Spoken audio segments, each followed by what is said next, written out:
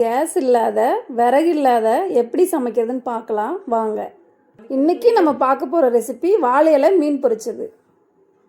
எண்ணெய் கொஞ்சம் ஊற்றிட்டேன்.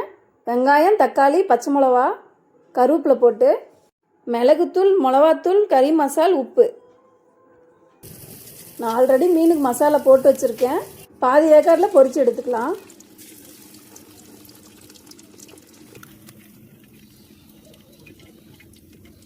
மசாலா ரெடி பண்ணது கொஞ்சம் எடுத்து போட்டுக்கலாம்.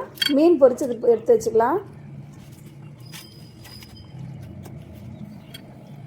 இன்னும் கொஞ்சம் மசாலா இருக்குது, அது மேலே போட்டுட்டு லெமன் கொஞ்சம் புழிஞ்சு விட்டு இலையை மடக்கி தோசைக்கல்ல வச்சு கொஞ்சம் எண்ணெய் ஊற்றி இது நல்லா பொரித்து எடுத்துக்கலாம்.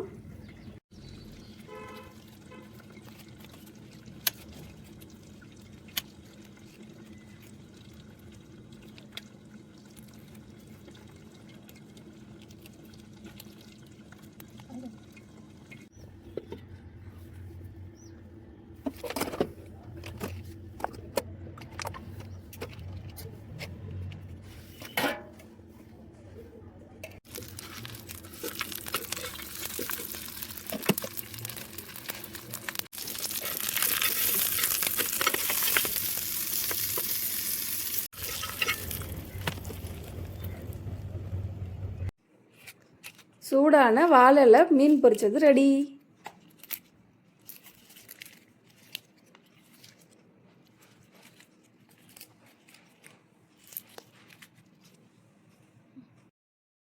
அந்த மசாலாவை சாப்பாடில் வச்சு சாப்பிட்டு பாருங்கள், செம்ம டேஸ்ட்டாக இருக்கும்.